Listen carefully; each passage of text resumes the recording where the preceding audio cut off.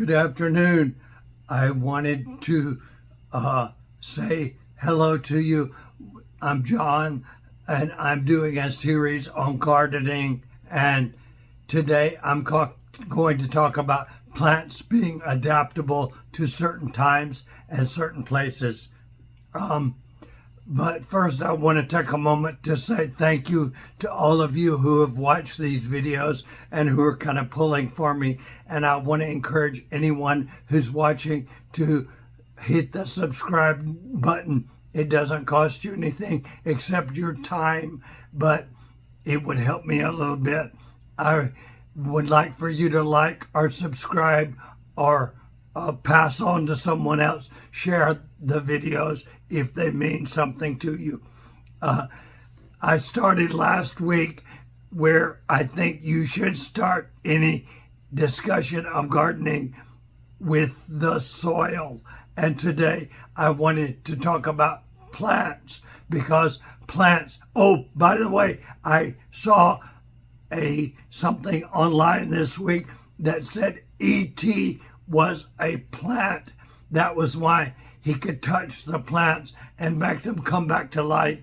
But that was somebody talked to George Lucas and he said E.T. was not an animal. He was a plant.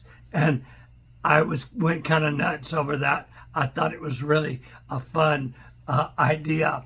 But today I want to talk to you about plants. One, I want to tell you a little story. Some of you know that I used to manage the organic farm at Montesino Ranch in Wimberley, Texas. And while I was there, I did a lot of transplanting. In other words, I grew infant plants in flats, and you can water them and feed them and take care of them when they're small in a greenhouse very well. But anyway, then you have to transplant them after they get up to some size. Some of you will recognize that from growing tomatoes. You know, most people buy tomato plants, but I actually bought seeds, put them in flats, and grew them out, and then transplanted them. There's some kind of real nursery care or intensive care that you can give to plants when they're small and in small containers, and then transplant them out. But I came across somebody who's talking about the act of transplanting, and he was very nonchalant about plants being transplanted. He said, just throw them in the ground because they want to live. And it may be of interest to some of you. I was growing an Althea plant. It's one of my favorite understory shrubs, and the old-timey name for it was Rose of Sharon. And I remember when I was a little boy, I used to catch bumblebees in those tubular blooms, and I would catch a bumblebee in there and close the bloom, and it was like magic. I'd caught a wild creature in the bloom of a plant, but that's just a childhood frivolity and fun for me. And I hope that one day I can take that Althea bush out of the container that it's in. I think it's in a 1 gallon container, and transplant it when Heather and I are able to buy a house or buy a place here in San Marcos. But I wanted to just open by telling you about that guy who said plants want to live. And I thought that that was great because it's my experience. In fact, weeds really want to live. Have you ever been weeding and pull up a bunch of weeds and it's rainy and wet around and you drop them in the path and they grow and you've got more weeds than you started out with?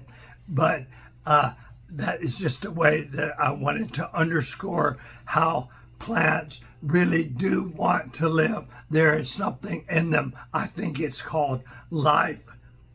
And that life, you know, as Jeff Goldblum says in Jurassic Park, life will find a way. It wants to live.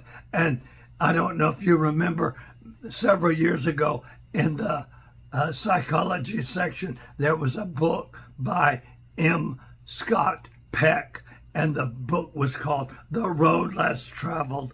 And he followed up that book with a book about grace.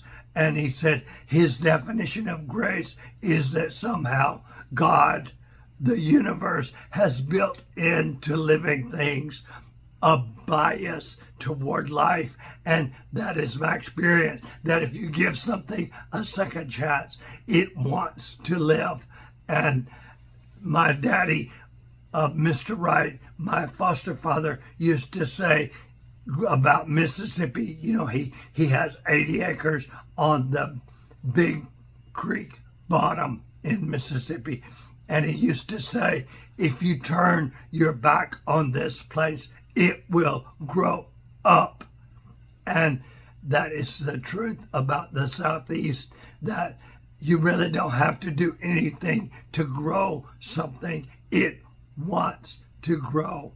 And that's one of the things that drew me into farming in the first place, is this wonderful bias toward life and seeing life struggle and want to express itself. So today, in talking about plants, I want to refer to one of my heroes in agriculture, a man named Wes Jackson. And some of you may know him because he is best friends with Wendell Berry, who is the great poet farmer. And Wes Jackson wrote a book called Becoming Native to This Place. And it's one of the ways that I think I have witnessed the bias toward life in plants. Plants become adapted to a certain region, a certain climate, a certain microclimate. If you take a plant and you propagate it year after year after year, it becomes more adapted to that place. What happens is it reproduces itself, and you keep the very best of that. Sometimes we call it seed corn, or you keep the best of that produce and replant it, grow it out, and take the best of that crop and plant it the next year. And over time, that plant will become more and more and more adapted to its environment. That is a bit of the magic of growing. And so one of the things I think you need to start with in gardening is a recognition that you need plants that are adapted to your region or your place. One thing, if you'll know, my face is well lit up because I'm in front of a south-facing window, and that is where the sun in the northern hemisphere, the sun tracks across the southern sky. In the winter, it's lower in the sky, and in the summer, it's nearly straight overhead. But the south side of your property in the northern hemisphere will almost always be sunnier and warmer, and plants love to be sunny and warm. I think that's one of the ways that plants are related to cats. I just made that up, that cats love to sit in the window and be warm and in the sunshine. Pigs too. I've noticed that about pigs. They love to be pigs in the sunshine, in the mud and in the sunshine. Anyway, I digress, but I wanted to remind you that one of the things you need to decide on about growing plants is providing enough sunshine, and almost all of our plants need, at least all of our domesticated or food plants need 8 hours of sun. But I want to remind you that may not be Texas sun or Mississippi sun. You've got to ask yourself how intense it is, the sunshine that it's in, because sun, while it gives light, can also desiccate and kill a plant. And so you've got to be mindful of the amount of light that you're getting and the amount of I can't remember the word right now. I'm sorry. Radiation, that is the word. Radiation that a plant gets.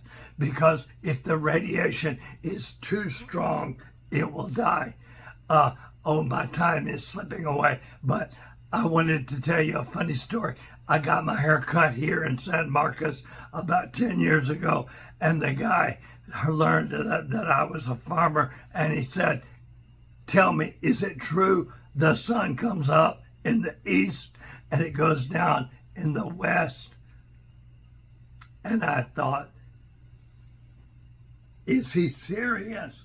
Of course, the sun comes up in the east and goes down in the west. But on second thought, it reminded me that in our day and time, living in the city, getting our food from a supermarket, never having to face the elements, here was a grown man who wanted to know, is it true that the sun comes up in the east and goes down in the west? I think we need to get a little bit closer to our roots in the soil and with plants. I think I'm going to close for now, and I'll take another